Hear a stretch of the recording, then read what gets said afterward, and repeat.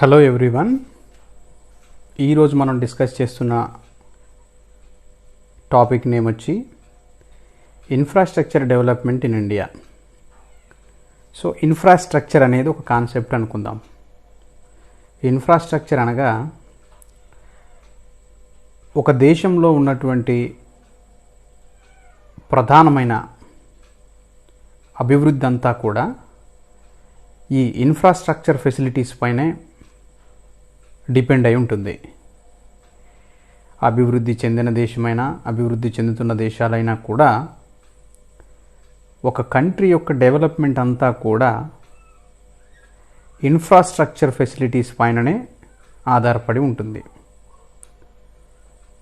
So infrastructure facilities అనగా రోడ్లు కానీ, రైల్వే విధానం కానివ్వండి, నేషనల్ హైవేస్, టెలికాం, బీమా, బ్యాంకింగ్, సో ఈ విధంగా ఈ సీ పోర్ట్స్ కానివ్వండి, ఓడరేవుల నిర్మాణం కానీ, సో వీటన్నింటినీ కూడా మనం అవస్థాపన సౌకర్యాలు అని పిలుస్తాం తెలుగులో. సో అవస్థాపన సౌకర్యాల యొక్క అభివృద్ధి అనేది ఎంత ఎక్కువగా ఉంటే అంత ఎక్కువగా ఒక దేశం యొక్క ఎకానమీ అనేది అభివృద్ధి చెందుతుంది. సో ఈ ఇన్ఫ్రాస్ట్రక్చర్ ఫెసిలిటీస్ని తెలుసుకునే ప్రయత్నం చేద్దాం ఈ వీడియోలో. సో ఫ్రెండ్స్, ఇక్కడ development of a country depends upon the availability of it's infrastructure facilities. మనం ఇదివరకే చెప్పుకున్నాము, ఒక దేశం యొక్క అభివృద్ధి అనేది ప్రధానంగా ఆయా దేశాల్లో ఉన్నటువంటి ఇన్ఫ్రాస్ట్రక్చర్ ఫెసిలిటీస్ పైననే డిపెండ్ అయి ఉంటుంది.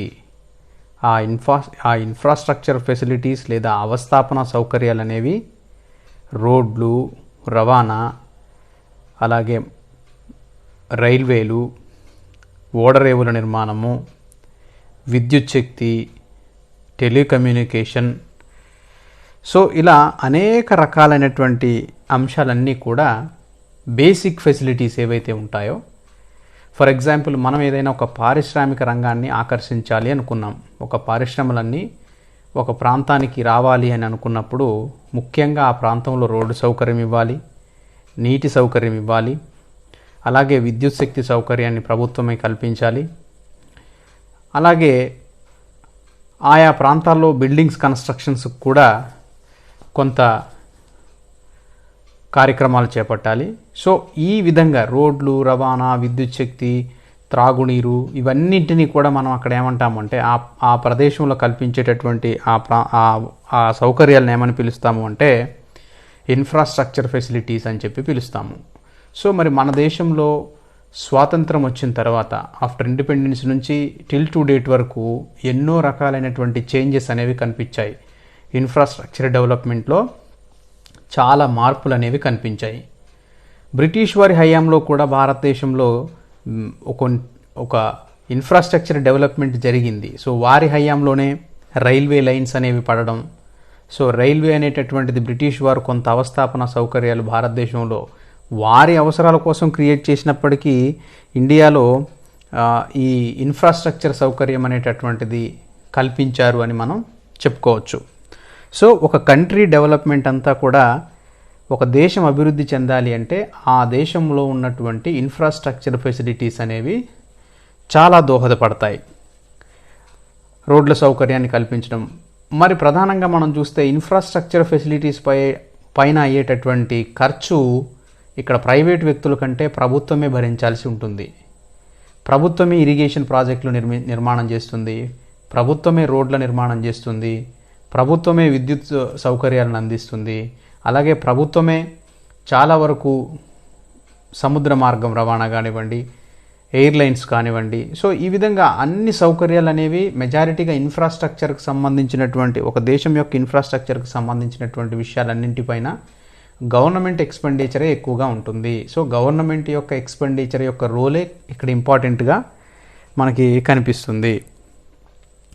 అలాగే the development of agriculture and industry depends only on its infrastructure, without having a sound infrastructural base A country cannot develop it's economy. So మన దేశం ఆర్థిక వ్యవస్థ అనేది వ్యవసాయ పారిశ్రామిక సేవా రంగాల మీద ఆధారపడి ఉన్నప్పటికీ ఈ అగ్రికల్చర్ సెక్టార్ అనేది డెవలప్ అవ్వాలన్నా, సో మన దేశం వ్యవసాయ ఆధారిత దేశం, పారిశ్రామిక రంగంగా అభివృద్ధి చెందినటువంటి దేశం కాబట్టి ఈ ఇండస్ట్రీ కానీ అగ్రికల్చర్ అనేవి బాగా డెవలప్ అవ్వాలి అంటే అవన్నీ కూడా కంప్లీట్గా ఇన్ఫ్రాస్ట్రక్చర్ ఫెసిలిటీస్ పైన డిపెండ్ అయి ఉంటాయి. ఫర్ ఎగ్జాంపుల్ వ్యవసాయ రంగం డెవలప్ అవ్వాలనుకోండి, దాని ప్రధానమైనటువంటి ఇన్ఫ్రాస్ట్రక్చర్ ఏముంటుంది? ఇరిగేషన్ ఫెసిలిటీస్ అనేవి కల్పించాలి. సో ఇరిగేషన్ అనేది కల్పించాలంటే ప్రభుత్వం ప్రాజెక్టుల నిర్మాణం చేపట్టాలి. సో అలాగే ఇండస్ట్రీస్ డెవలప్ అవ్వాలి అనుకోండి, దేశం పారిశ్రామికంగా అభివృద్ధి చెందాలి అంటే ప్రభుత్వం ఆ ప్రాంతానికి రోడ్ సౌకర్యం ఇవ్వాలి, ఎలక్ట్రిసిటీ సౌకర్యం ఇవ్వాలి, డ్రింకింగ్ వాటర్ ఫెసిలిటీ ఇవ్వాలి. సో ఈ విధంగా ప్రధానంగా ఒక ప్రాంతం అభివృద్ధి చెందాలి అంటే అగ్రికల్చర్ సెక్టర్ కానివ్వండి, ఇండస్ట్రియల్ సెక్టర్ కానివ్వండి, ఇవి రెండు హోల్ అండ్ సోల్గా దేని మీద డిపెండ్ అయి ఉంటాయంటే ఇన్ఫ్రాస్ట్రక్చర్ సౌకర్యాలపైన ఆధారపడి ఉంటాయి, అవస్థాపన సౌకర్యాలు.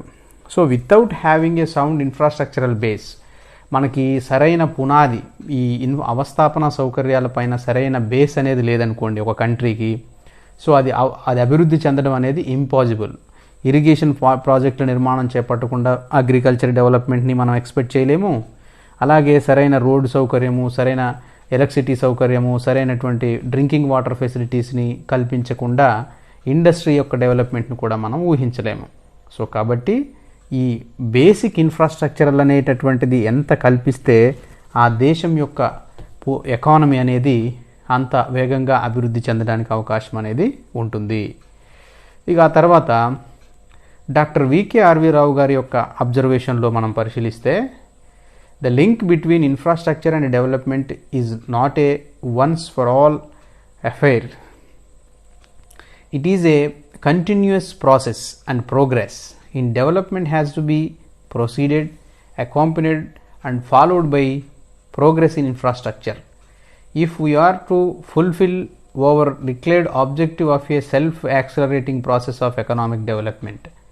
ఇక్కడ ఎకానమిక్ ఇన్ఫ్రాస్ట్రక్చర్ డెవలప్మెంట్ అనేటటువంటిది అంటే అవస్థాపన సౌకర్యాలు కానీ అభివృద్ధి కానీ ఇవి రెండు లింక్ ఉన్నటువంటి విషయాలు.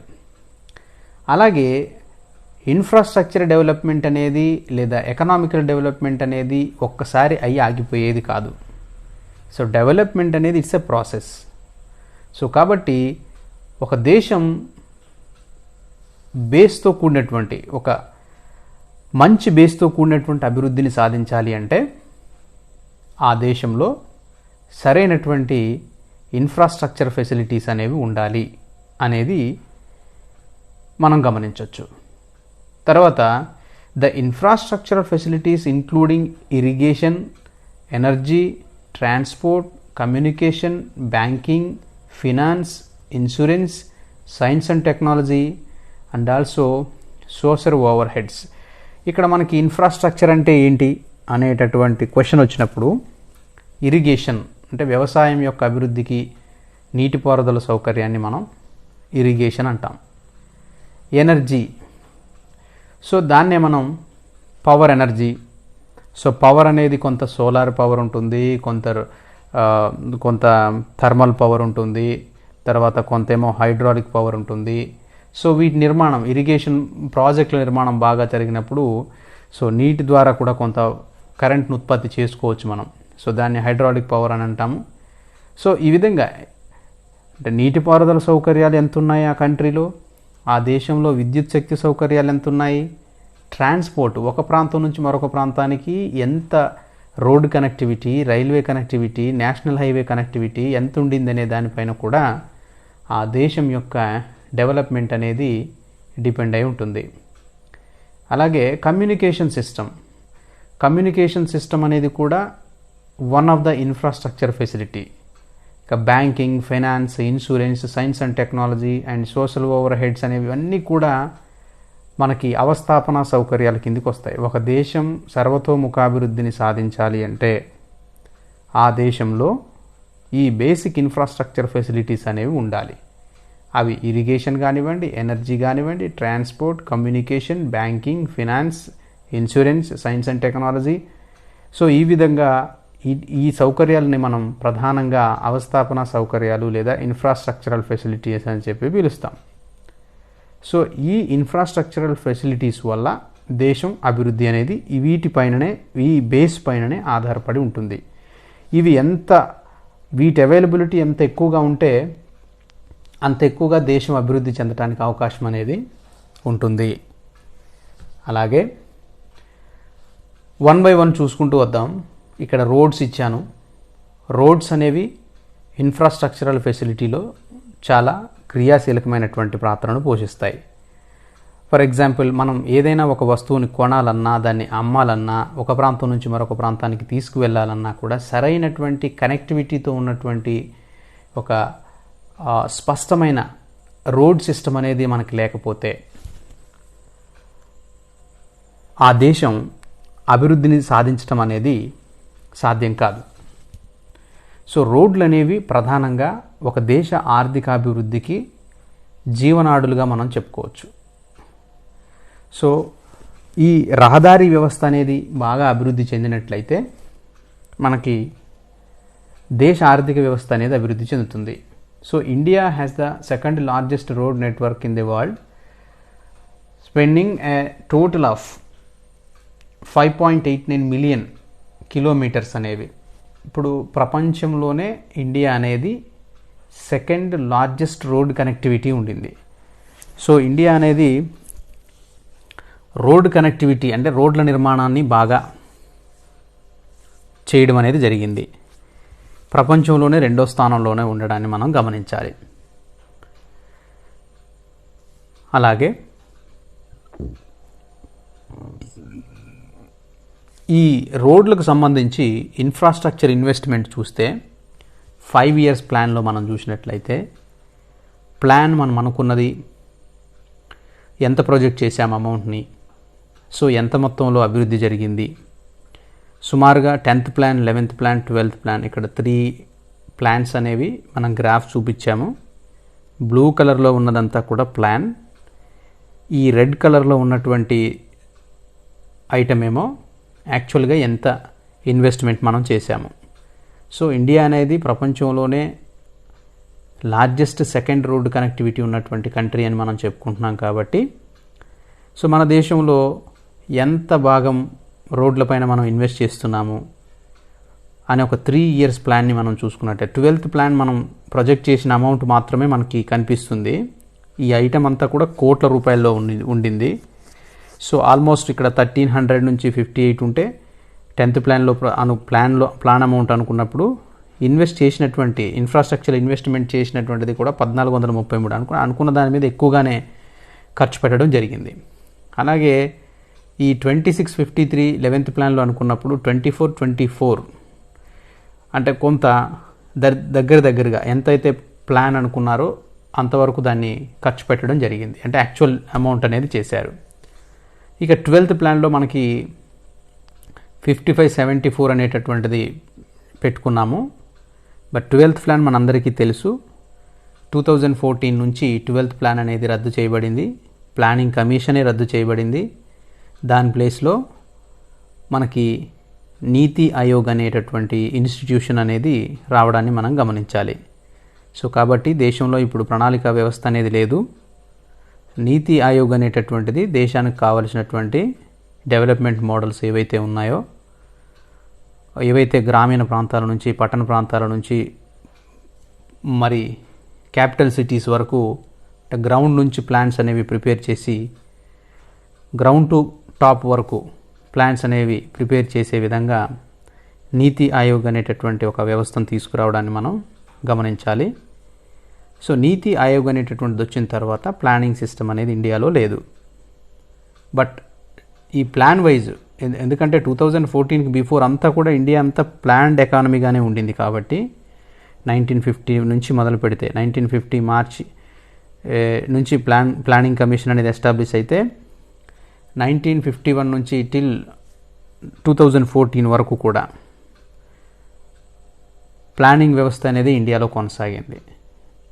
సో మధ్య మధ్యలో బ్రేక్ వచ్చినప్పటికీ కూడా భారతదేశం ఎకానమీ అంతా ఆల్మోస్ట్ 5 ఇయర్స్ ప్లాన్స్ పైననే డిపెండ్ అయింది. సో కాబట్టి మనం ఇక్కడ ప్లాన్ వైజ్గా ఇన్ఫ్రాస్ట్రక్చరల్ ఇన్వెస్ట్మెంట్స్ అనేది ఎంత అనుకున్నారు, ఎంత చేశారు అనేటటువంటి ఒక ప్రొజెక్షన్ అనేది ఈ గ్రాఫ్లో మనం ఇచ్చాము. సో ఒక దేశం యొక్క డెవలప్మెంట్ అనేది, ద ప్రాసెస్ ఆఫ్ డెవలప్మెంట్ అనేది ఆ కంట్రీలో ఉన్నటువంటి రోడ్ కనెక్టివిటీ పైన కూడా డిపెండ్ అయి ఉంటుంది. కాబట్టి ఈ రోడ్ కనెక్టివిటీ అనేది ప్రైవేట్ వ్యక్తులు ఈ ఇన్ఫ్రాస్ట్రక్చర్ని నిర్మాణం చేయరు. కాబట్టి ప్రభుత్వమే దేశంలో అన్ని ప్రాంతాలకు కనెక్టివిటీ ఉండే విధంగా ఈ రోడ్డు వ్యవస్థను నిర్మాణం చేయడం జరిగింది. సో ఆ రోడ్డు వ్యవస్థను నిర్మాణం చేసేటటువంటి దాంట్లో భాగంగానే మనం ఇందాక చెప్పుకున్నాము, ఇండియా అనేది వన్ ఆఫ్ ద లాస్ట్ ప్లేస్లో ఉన్నది ఈ రోడ్డు కనెక్టివిటీని కల్పించడంలో. అలాగే ఈ రోడ్స్ను ఒకసారి చూస్తే 10th plan, 11th plan, 12th plan అని ఇచ్చాము. ఇన్ఫ్రాస్ట్రక్చర్ అని మనం ఏదైతే అంటామో అవస్థాపన సౌకర్యాలు అనేటువంటి పవర్, కరెంటు పైన కానివ్వండి, ఆ తర్వాత రోడ్స్, రహదారులు కానివ్వండి, టెలికాం రంగం కానివ్వండి, రైల్వేస్ కానివ్వండి, ఇరిగేషన్ కానివ్వండి, వీటిపైన ఈ ఇన్ఫ్రాస్ట్రక్చరల్ ప్లాన్, ఈ ఇన్వెస్ట్మెంట్ అనేది ఏ విధంగా ఉండింది అనేది చూస్తే 10th ప్లాన్లో ఆల్మోస్ట్ 37% అనేది ఇన్వెస్ట్మెంట్ ఉంటే 11th ప్లాన్కి వచ్చే వరకు 32, 12th ప్లాన్కి వచ్చే వరకు 31. 12th ప్లాన్ డేటా అంతా కంప్లీట్ ఇయర్ డేటా అనేది కాదు, 2014 వరకు ఉన్నటువంటి దాన్ని మనం గమనించాలి. ఇక రోడ్ల పైన వచ్చినటువంటి ఇన్వెస్ట్మెంట్ని చూస్తే 14% అనేది 11th ప్లాన్లో కూడా 14%, 12th ప్లాన్లో వచ్చే వరకు 12%. అలాగే కమ్యూనికేషన్ వ్యవస్థతో కూడినటువంటి టెలికమ్యూనికేషన్ ఏదైతే ఉందో దానిపైన ఇన్వెస్ట్మెంట్, ఇన్ఫ్రాస్ట్రక్చర్ ఇన్వెస్ట్మెంట్ ప్లాన్ అనేది ఒకసారి చూస్తే 11% పెట్టుబడి అనేది దీని మీద టెలికాం పైన అనుకున్నారు. 11th ప్లాన్లో వచ్చే వరకు 17% వచ్చింది. సో 12th ప్లాన్ వచ్చే వరకు 25% వచ్చింది. అంటే ఆల్మోస్ట్ ఈ బేసిక్ ఇన్ఫ్రాస్ట్రక్చర్ ఫెసిలిటీస్ ఏవైతే ఉన్నాయో ఈ కమ్యూనికేషన్ వ్యవస్థ అనేది విపరీతంగా అభివృద్ధి చెందడాన్ని మనం గమనించాలి. 10th ప్లాన్ నుంచి మనం మొదలు పెడితే 12th ప్లాన్ వరకు కూడా ర్యాపిడ్ గ్రోత్ రేట్ కానీ, ర్యాపిడ్ ఇన్వెస్ట్మెంట్ అనేది కానీ ఈ టెలికాం ఇండస్ట్రీ పైన, కమ్యూనికేషన్ వ్యవస్థ పైన ఎక్కువగా ఖర్చు పెట్టడాన్ని మనం గమనించవచ్చు. ఆ తర్వాత రైల్వేస్ పైన పెట్టుబడులు చూసినట్టయితే 10th ప్లాన్లో వచ్చే వరకు 11%, 11th ప్లాన్కి వచ్చే వరకు 10%, అలాగే 12th ప్లాన్లోకి వచ్చే వరకు 7% అనేటటువంటి ఇన్వెస్ట్మెంట్ ప్లాన్ ఉండడం జరిగింది. ఇరిగేషన్ గమనిస్తే దేశంలో నీటిపారుదల సౌకర్యాలు కల్పించేటటువంటి ఇరిగేషన్ ఫెసిలిటీని మనం గమనిస్తే ఇరిగేషన్ 13% అనుకున్నారు 10th ప్లాన్లో, 11th ప్లాన్లోకి వచ్చే వరకు 12%, అలాగే 12th ప్లాన్కి వచ్చే వరకు 9% అనేటటువంటిది ఉండింది. సో ఇక్కడ ఈ అవస్థాపన సౌకర్యాలు లేదా ఈ ఇరిగేషన్ ఫెసిలిటీస్ అనేవి పవర్ కానీ, రోడ్స్ నిర్మాణం కానీ, కమ్యూనికేషన్ వ్యవస్థను బిల్డప్ చేయడంలో కానీ, రైల్వేస్ని మెయింటైన్ చేయడంలో కానీ, ఇరిగేషన్ ప్రాజెక్టుల నిర్మాణంలో కానీ, సో ఇవన్నీ కూడా ప్రభుత్వానికి చాలా పెద్ద ఖర్చుతో కూడుకున్నటువంటి విషయాలు. వీటిల్లో కొన్నింట్లో టెలికాంలో కొంత ప్రైవేటు వ్యక్తులకు ఆపర్చునిటీస్ అనేవి కల్పించారు.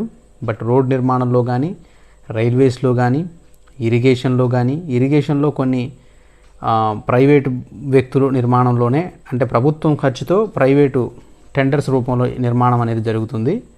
సో పవర్ అనేది కానీ ఇవన్నీ కూడా ప్రభుత్వమే కల్పించడం అనేది జరుగుతుంది. ఏ దేశంలోనైనా దేశం సర్వతోముఖాభివృద్ధిని సాధించాలంటే ప్రభుత్వమే ఈ అవస్థాపన సౌకర్యాలు కల్పించినట్లయితే, ఒక ప్రాంతంలో పవర్ ఇచ్చి, రోడ్ ఇచ్చి, కమ్యూనికేషన్ వ్యవస్థ ఇచ్చి, డ్రింకింగ్ వాటర్ ఇచ్చి, ఇరిగేషన్ ఇచ్చి, ఇవన్నీ ఇచ్చినప్పుడు ఆటోమేటిక్గా ఇండస్ట్రీస్ అనేవి రావడానికి అవకాశం చూపిస్తాయి. సో ఇవన్నీ మహానగరాల్లో ప్రభుత్వాలు అన్ని చోట్ల దేశంలో ఉన్నటువంటి ఆల్ మేజర్ సిటీస్లో కూడా ఈ పవర్ కనెక్షన్ కానివ్వండి, రోడ్డు నిర్మాణం కానివ్వండి, ఇంకా చెప్పాలంటే సపరేట్ ట్రైన్ సిస్టమ్ కానివ్వండి, సో ప్రయాణికులు లేదా వర్కర్సు వర్క్ ప్లేస్ నుంచి వారి ఇంటికి తర్వాత ఆఫీస్కి అన్నింటికి కనెక్టివిటీ ఉన్నటువంటి ఈ రోడ్స్ అనేవి ఈ బిల్డప్ చేయడం వల్ల ఈ ఎక్స్పెండిచర్ని ఇచ్చినట్లయితే సో పట్టణాల్లో అందుకనే ఎక్కువగా పరిశ్రమలు ఆకర్షించడానికి ఇలాంటి అవస్థాపన సౌకర్యాలన్నీ కల్పించడం వల్లనే ఆ ప్రాంతాల్లో పెద్ద ఎత్తున పరిశ్రమలు రావడాన్ని మనం గమనించాలి. ఆ తర్వాత central and state revenue of road transport మనం చూసినట్లయితే ఈ డేటాను ఇక్కడ 1950-51 నుంచి 2011-12 వరకు సెంట్రల్ కానివ్వండి, స్టేట్స్ కానివ్వండి, సో సెంట్రల్ యొక్క రెవెన్యూ అనేటటువంటిది ఎక్కువగా ఉండడాన్ని మనం గమనించవచ్చు. బికాజ్ ఎందుకు ఆ గ్రాఫ్లో బ్లూ కలర్ అంతా సెంట్రల్, రెడ్ కలర్ అంతా స్టేట్. కొంత రోడ్డు నిర్మాణంలో ప్రభుత్వం కొంతవరకు భాగస్వామ్యం ఉన్నప్పటికీ ఈ మధ్య కాలంలో పబ్లిక్ ప్రైవేట్ పార్ట్నర్షిప్ అనేటటువంటి పీపీఈ మోడల్ని ఈ హైవేస్ నిర్మాణంలో ప్రభుత్వం తీసుకురావడం జరిగింది నేషనల్ హైవేస్ కన్స్ట్రక్షన్ చేసేటటువంటి ప్రాంతాల్లో. సో దాని ద్వారా ఈ టోల్ గేట్స్ అనేటటువంటివి నిర్మాణం పెట్టడము, ట్యాక్స్ అనేది పెట్టడము. సో ప్రభుత్వము ప్రజల అవసరాల రీత్యా నేషనల్ హైవేస్ అనేవి కన్స్ట్రక్షన్ చేస్తుంది. సో దానికి అయ్యేటటువంటి ఖర్చును రాబట్టుకోవడం కోసం ప్రభుత్వం ఏం చేస్తుందంటే కొంతకాలం పాటు ఆ ట్రాన్స్పోర్ట్, ఆ రోడ్డు ద్వారా ప్రయోజనం పొందేటటువంటి ప్రజల దగ్గర నుంచి కొంత మొత్తంలో ట్యాక్స్ అనేది వసూలు చేస్తుంది. సో అలా కూడా కొంత సెంటర్కి, స్టేట్కి కొంత రెవెన్యూస్ అనేవి రావడాన్ని మనం గమనించవచ్చు.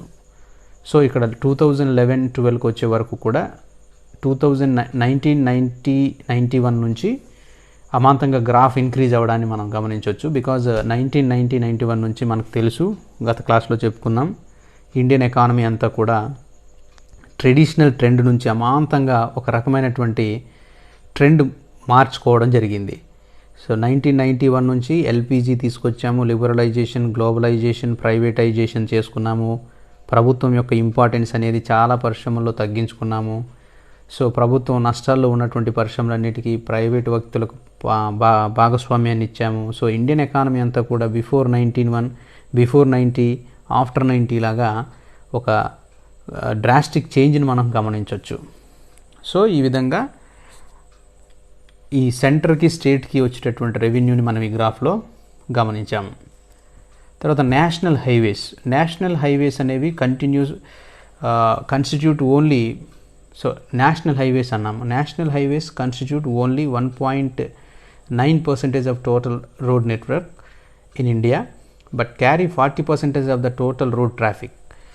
ఈ నేషనల్ హైవేస్ అనేవి మన దగ్గర తక్కువగా ఉన్నప్పటికీ మెజారిటీ ఈ రోడ్ ట్రాఫిక్ అంతా కూడా ఈ 40% ఆఫ్ ద రోడ్ ట్రాఫిక్ అనేది దీని ద్వారా మనం చేయడం అనేది గమనించాలి. అలాగే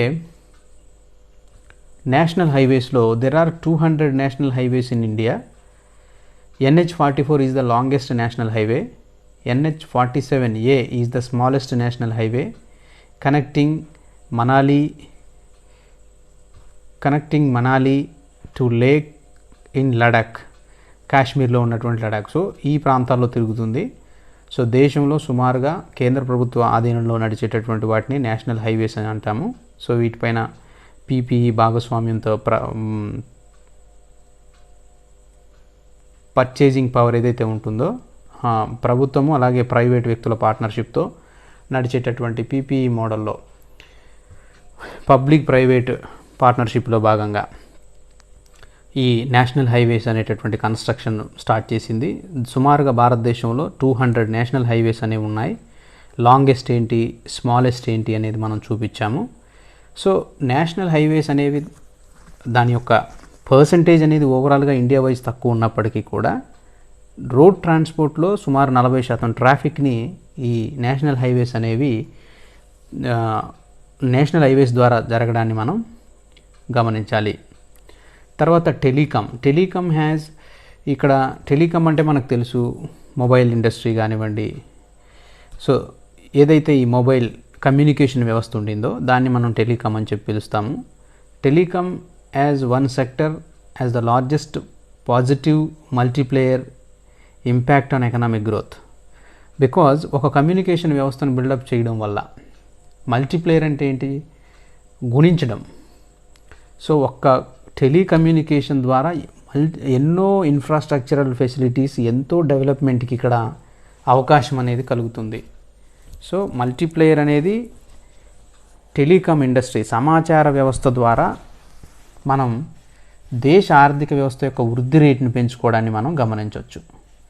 సో అది ఎలాగంటే, besides direct and indirect jobs with in it self, it also support various other activities like e governance కానివ్వండి, ఐటీ ఇండస్ట్రీస్ కానివ్వండి, బ్యాంకింగ్ కానివ్వండి, ఫైనాన్షియల్ సర్వీసెస్ కానివ్వండి, ట్రేడ్ కానివ్వండి, ఎడ్యుకేషన్ కానివ్వండి, హెల్త్ కానివ్వండి.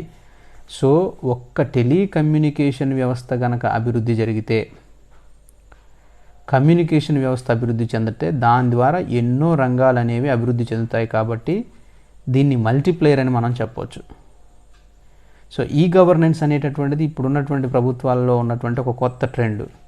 చాలా వరకు అన్ని సర్టిఫికెట్స్ దగ్గర నుంచి మొదలు పెడితే పెన్షన్ నుంచి అన్నింట్లో కూడా ఈ టెక్నాలజీని అనేది యూస్ చేయడం జరుగుతుంది. థంబ్ ఇంప్రెషన్ పెట్టడము, టెక్నాలజీ ద్వారా బ్యాంకింగ్ వ్యవస్థలో పైసలు డ్రా చేయడం దగ్గర నుంచి, అంటే వెల్ఫేర్ స్కీమ్స్ దగ్గర నుంచి, ప్రభుత్వం తీసుకొచ్చినటువంటి వెల్ఫేర్ స్కీమ్స్ దగ్గర నుంచి అన్నింటికి ఈ గవర్నెన్స్ తీసుకొచ్చింది.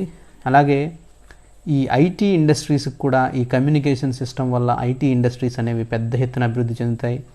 సో ఈ టెలికమ్యూనికేషన్ ద్వారా బ్యాంకింగ్ కానివ్వండి, అలాగే ఫైనాన్షియల్ సర్వీసెస్ కానివ్వండి, వ్యాపారం కానివ్వండి, ఎడ్యుకేషన్ సిస్టమ్ కానివ్వండి, హెల్త్లో కానివ్వండి, అన్నింటిలో కూడా ఈ టెలికమ్యూనికేషన్ అనేది కీలక పాత్ర పోషిస్తుంది. కాబట్టి మనకు దీన్ని ఒక మల్టీప్లేయర్ కింద మనం చెప్పుకోవచ్చు. మనం చెప్పాము, దీని ద్వారా ఎన్నో రకాలైనటువంటి జాబ్స్ అనేవి క్రియేట్ అవ్వడాన్ని మనం గమనించాలి. So it is estimated that every 10% increase in mobile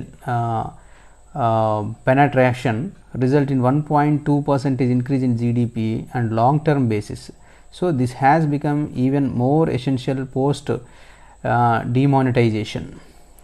so దీని ద్వారా మనకి టెలికమ్యూనికేషన్ వ్యవస్థ అనేది అభివృద్ధి చెందడం ద్వారా జీడిపిలో కూడా ఇంక్రీజ్ అనేటటువంటిది ఉండడాన్ని మనం గమనించాలి. అలాగే రైల్వేస్, ఇక రైల్వేస్ని మనం ఒకసారి గమనిస్తే, Indian railways is the 4th largest railway network in the world in terms of root kilometres. So root kilometres ఆధారంగా భారతదేశంలో ఉన్నటువంటి రైల్వేస్ అనేవి మనకి వరల్డ్లోనే, ప్రపంచంలో అతిపెద్ద నెట్వర్క్ కలిగినటువంటి 4వ దేశంగా మనం భారతదేశాన్ని చూడవచ్చు. On the basis of route కిలోమీటర్స్ని బట్టి మనం ప్రపంచంలో 4వ స్థానంలో ఉండింది అని మనం చెప్పుకోవచ్చు. అలాగే రైల్వేస్ని చూసినట్లయితే 2011 మార్చ్ 31 వరకు it has a total route length అనేది 64,460 కిలోమీటర్స్. అలాగే 1,034 కిలోమీటర్స్ ఈజ్ ఎలక్ట్రిసిటీఫైడ్, అంటే మనం 1,034 కిలోమీటర్ల రూట్ కిలోమీటర్స్కి మనం విద్యుత్ సౌకర్యాన్ని ఇచ్చాము. అలాగే the total track length is 1,13,994 kilometres of broad gauge కానీ, మీటర్ గేజ్ కానీ, నేరో గేజ్ కానీ అని చెప్తాము. ఇండియాలో ఉన్నటువంటి మొత్తం రైల్వే వ్యవస్థలో ఉన్నటువంటి ఈ గేజ్ సిస్టాన్ని మొత్తం 3 ఇంపార్టెంట్ అయినటువంటి ఐటమ్స్గా చెప్తాము. దాన్ని బ్రాడ్ గేజ్ అని, మీటర్ గేజ్ అని, నేరో గేజ్ అని చెప్పడం జరుగుతుంది. సో ఈ విధంగా భారతదేశం అనేది రూట్ కిలోమీటర్స్ ఆధారంగా రైల్వే వ్యవస్థలో లార్జెస్ట్, అంటే వరల్డ్లోనే 4th ప్లేస్లో ఉండడం జరిగింది. అంటే ఇది బ్రిటిష్ వారి హయాం నుంచి కూడా భారతదేశంలో రైల్వే లైన్ అనేది, రైల్వే ఇన్ఫ్రాస్ట్రక్చరల్ ఫెసిలిటీస్ అనేవి రావడాన్ని మనం గమనించాలి. సో ఆ విధంగా మనకు రైల్వే వ్యవస్థ అనేటటువంటిది అభివృద్ధి చెందడం జరిగింది. సో ఇక్కడ Indian railway passengers and goods earning, ఇప్పుడు ప్రయాణికుల ద్వారా సరుకు రవాణా ద్వారా రెండిట్లో ఎలాంటి ఆదాయం వస్తుందో మనం ఒకసారి ఈ గ్రాఫ్లో గమనిస్తే, 1950-51, అలాగే 1960-61, 1970-71, 1980-81. చూడండి, 1980-81 వరకు కూడా బోత్ ఆర్ సేమ్. సరుకు రవాణా కానీ, ప్రయాణికుల ద్వారా వచ్చేటటువంటి ఆదాయం కానివ్వండి, ఇవన్నీ కూడా సమానంగా ఉన్నాయి. సో 1980-81 నుంచి 2011-12 వరకు ఉన్నటువంటి గ్రాఫ్ ట్రెండ్ని చూస్తే గూడ్స్ ఎర్నింగ్స్ అంటే సరుకు రవాణా ద్వారా వచ్చేటటువంటి ఆదాయమే ఎక్కువగా ఉంది. కంపారిటివ్ ప్యాసింజర్స్ ద్వారా తిరిగేటటువంటి ట్రైన్స్ కంటే కూడా దేశంలో రైల్వే వ్యవస్థలో సరుకు రవాణా చేసేటటువంటి గూడ్స్ అనేటటువంటిది ద్వారా జరిగేటటువంటి ఎర్నింగ్స్ అనేవి ఇక్కడ ఎక్కువగా ఉండడాన్ని మనం గమనించాలి. అలాగే ఎనర్జీ అండ్ పవర్, ఈ బోతార్ మనం విద్యుత్ శక్తి రంగం అని చెప్పుకోవచ్చు. Social and economic developments of mankind to great extent depend on the availability, consumption and technology in the area of energy. So ముఖ్యంగా ఎనర్జీ, పవర్ అనేటటువంటివి రెండు కూడా చాలా అభివృద్ధిలో, డెవలప్మెంట్లో, సోషల్ అండ్ ఎకనామిక్ డెవలప్మెంట్లో కూడా ఈ రెండు చాలా కీలక పాత్రను పోషిస్తాయి. ఈ టెక్నాలజీ కన్జంప్షన్ అనేటటువంటిది ఎలా ఉంటుంది? Based on energy. టెక్నాలజీ ఎంత మనం ఇచ్చినప్పటికీ కూడా దేశ అభివృద్ధి అనేటటువంటిది ప్రధానంగా ఈ ఎనర్జీ అండ్ పవర్ అనేటటువంటి దానిపైనే ఆధారపడి ఉంటుంది. అలాగే ఎనర్జీ, పవర్ ఈ రెండింటి యొక్క trends in production of energy in India by primary source అనేటటువంటి చూస్తే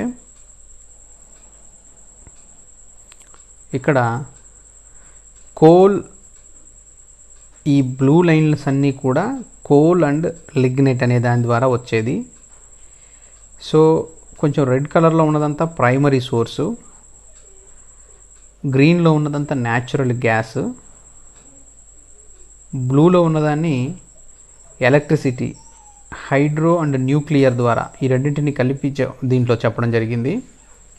సో దీంట్లో మనకి కోల్ అండ్ లిగ్నైట్ ద్వారా వచ్చేటటువంటి ప్రొడక్షన్ అనేది ఎక్కువ.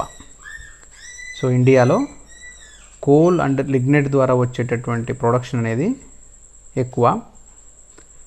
ఆ తర్వాత హైడ్రో అండ్ న్యూక్లియర్, అణు ఇంధనం ద్వారా, అలాగే ఈ నీటిపారుదల ప్రాజెక్టుల దగ్గర తయారు చేసేటటువంటి హైడ్రోజన్ ప్రాజెక్ట్ ఏదైతే ఉంటుందో వీటి ద్వారా, ఈ రెండింటి ద్వారా వచ్చేటటువంటి పవర్ కన్జంప్షన్ అనేటటువంటిది, కన్జంప్షన్ కాదు, పవర్ యొక్క ప్రొడక్షన్ అనేటటువంటిది సెకండ్ ప్లేస్లో ఉండింది, బ్లూ లైన్. ఇక ఆ తర్వాత ప్రైమరీ సోర్స్ ఏదైతే ఉండిందో రెడ్ కలర్లో ఉండింది. ఇక న్యాచురల్ గ్యాస్ ద్వారా వచ్చేటటువంటి పవర్ కానీ, ఎనర్జీ కానీ, దాని యొక్క ప్రొడక్షన్ అనేది కొంచెం లోయెస్ట్. బట్ 2008-9 నుంచి న్యాచురల్ ప్రొడక్షన్తో పోలిస్తే, న్యాచురల్ సోర్స్తో పోలిస్తే న్యాచురల్ గ్యాస్ ద్వారా వస్తున్నటువంటి ఈ ప్రొడక్షన్ అనేటటువంటిది కొంచెం పెరగడాన్ని మనం గమనించవచ్చు. అలాగే ఈ న్యూక్లియర్, హైడ్రో ఎలక్ట్రిసిటీ అనేటటువంటిది కూడా మనకి 2009-10లో కొంత ఫ్లక్చువేషన్ ఉన్నప్పటికీ, తగ్గినప్పటికీ మళ్ళీ 2009-10 నుంచి కొంచెం పెరగడాన్ని మనం ఈ గ్రాఫ్లో గమనించవచ్చు. అలాగే ఈ ఎలక్ట్రిసిటీ అనేది బ్లూ లైన్స్ ఒకసారి గమనిస్తే 1970-71 నుంచి 2012 వరకు చూస్తే ఒక స్ట్రెయిట్ ఫార్వర్డ్ లైన్ రూపంలో అలా పెరిగింది. బట్ కోల్ అండ్ లిగ్నైట్ ద్వారా వచ్చినటువంటి ప్రొడక్షన్ అనేది అన్నింటికంటే ఎక్కువ. ఇక్కడ కోల్ అండ్ లిగ్నైట్ ద్వారా వచ్చినటువంటి ప్రొడక్షన్ అనేది అమాంతంగా ఎక్కువ పెరిగింది. 1970 నుంచి స్టార్ట్ చేస్తే 2001 నుంచి ఇంకా పెద్ద ఎత్తున పెరిగిపోవడాన్ని మనం ఈ గ్రాఫ్లో గమనించవచ్చు. సో అలాగే పోర్ట్లు ఉన్నాయి. ఈ సముద్ర మార్గంలో జరిగేటటువంటి రవాణా వ్యవస్థను మనం ఓడరేవు నిర్మాణాలు చేయడాన్ని పోర్ట్స్ అంటాము. The national economic development of India requires a well functioning see port system. Water and waterways have catalyzed the civilization and their geographical movements since times immemorial. ఈ విధంగా మనం పోర్ట్స్ను ఒకసారి గమనించినట్లయితే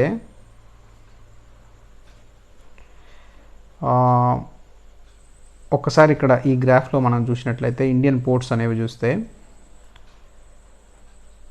మేజర్ పోర్ట్స్ అలాగే మైనర్ పోర్ట్స్ అనేవి ఉన్నాయి. ఇండియాలో ఉన్నటువంటి మేజర్ పోర్ట్స్ ఏమున్నాయి అంటే ప్రధానంగా 13 ఉన్నాయి. అదొకటి కోల్కతా, తర్వాత హల్దియా, పారాదీప్, వైజాగ్, ఎన్నోర్, చెన్నై, ట్యూటికోరన్, కొచ్చి, సో అలాగే ఎన్ఎంపిటి, అలాగే మర్మగోవా, ముంబై, జేఎన్పిటి, కాండ్లా. సో ఇలా పెద్ద పెద్ద ఓడరేవులన్నీ కూడా మనకి ప్రధానంగా ఉన్నాయి, ఒక 13 ఉన్నాయి. అలాగే మైనర్ పోర్ట్స్ను ఒకసారి చూస్తే రాష్ట్రాల వైజ్గా గుజరాత్లో 41 ఉన్నాయి, మహారాష్ట్రలో 53 ఉన్నాయి, కర్ణాటకలో 10, ఆంధ్రప్రదేశ్ 12, లక్షద్వీప్ 10, అండమాన్ నికోబార్ దీవుల్లో 23, తమిళనాడులో 15, గోవా 5, ఒరిస్సా 2, డామన్ డయ్యు 2, కేరళ 13, పాండిచ్చేరి 1, వెస్ట్ బెంగాల్ 1.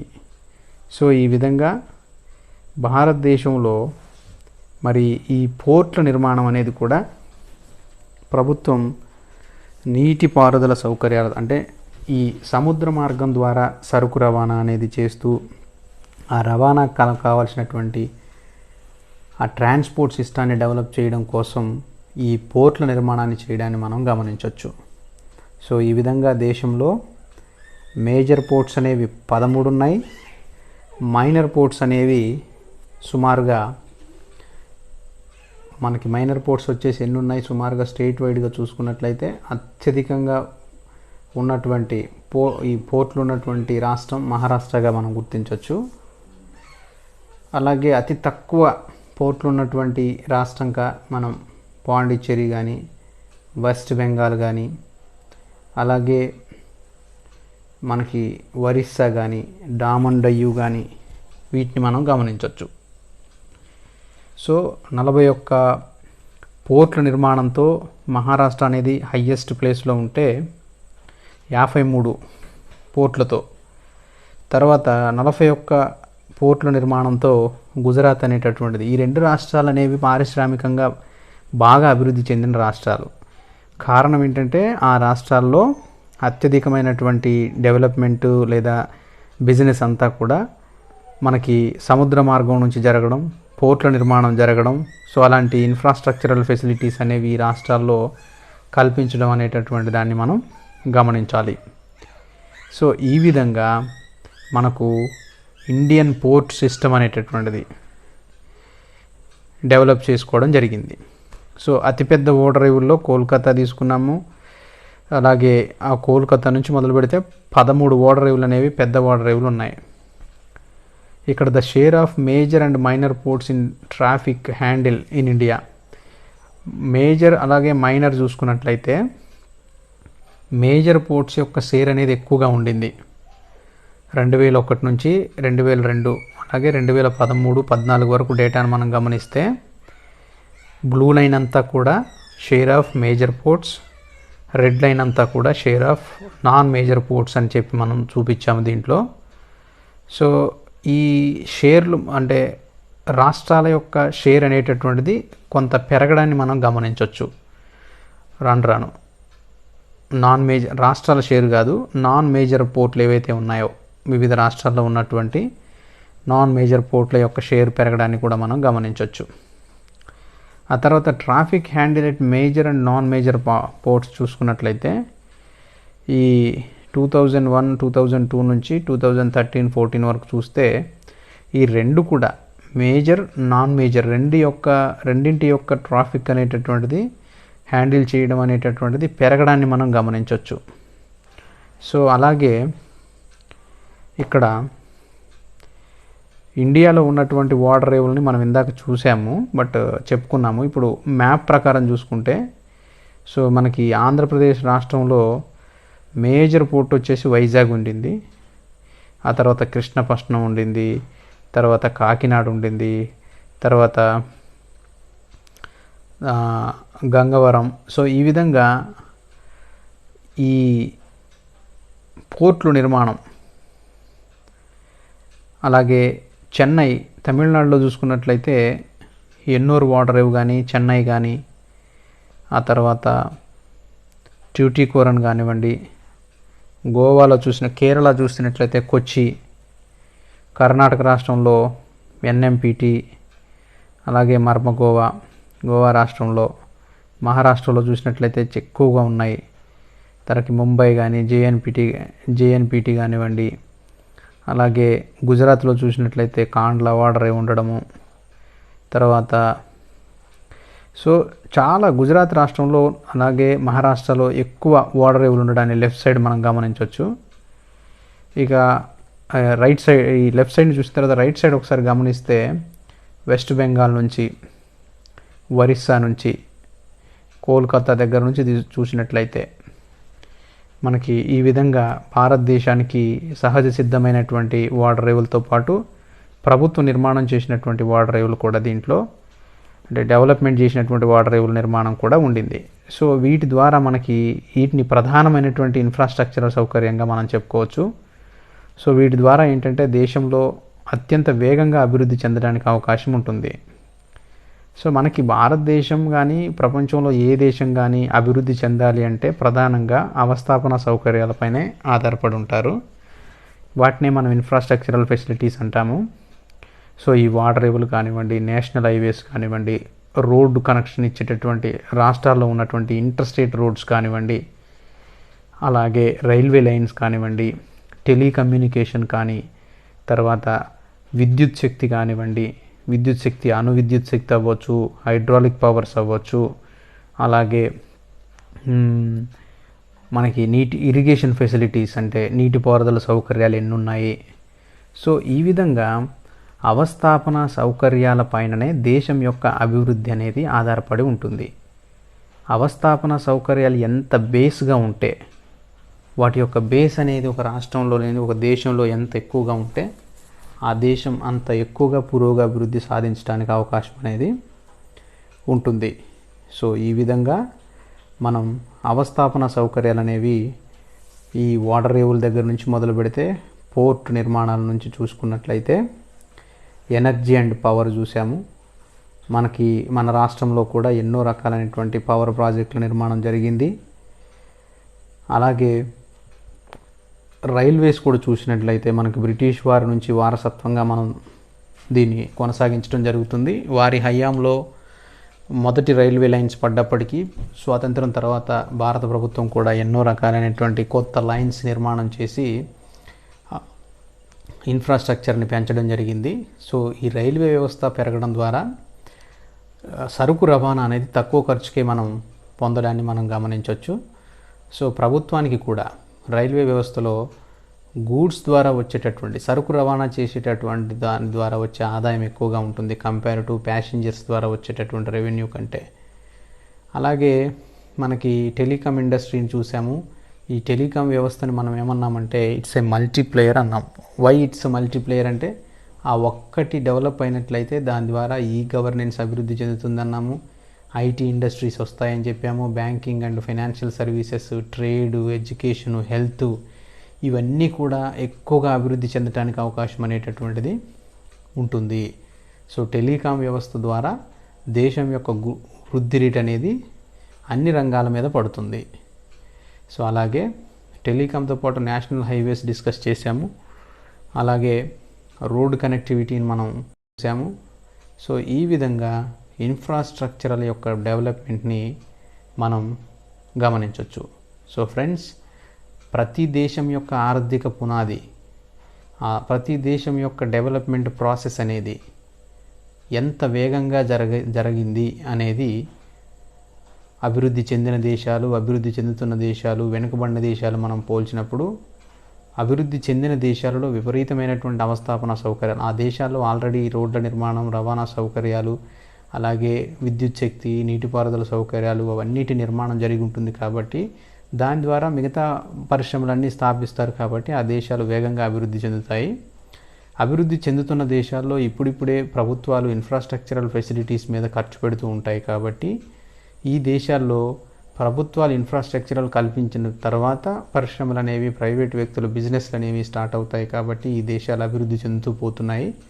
ఇక వెనుకబడిన దేశాల్లో మనం గమనించినట్లయితే చాలా వరకు అవస్థాపన సౌకర్యాలు లేకపోవడం, రోడ్డు కనెక్టివిటీ లేకపోవడము, నేషనల్ హైవేస్ లేకపోవడము, టెలికమ్యూనికేషన్ లేకపోవడము, అలాగే ఈ పోర్ట్ల నిర్మాణం అనేది లేకపోవడము.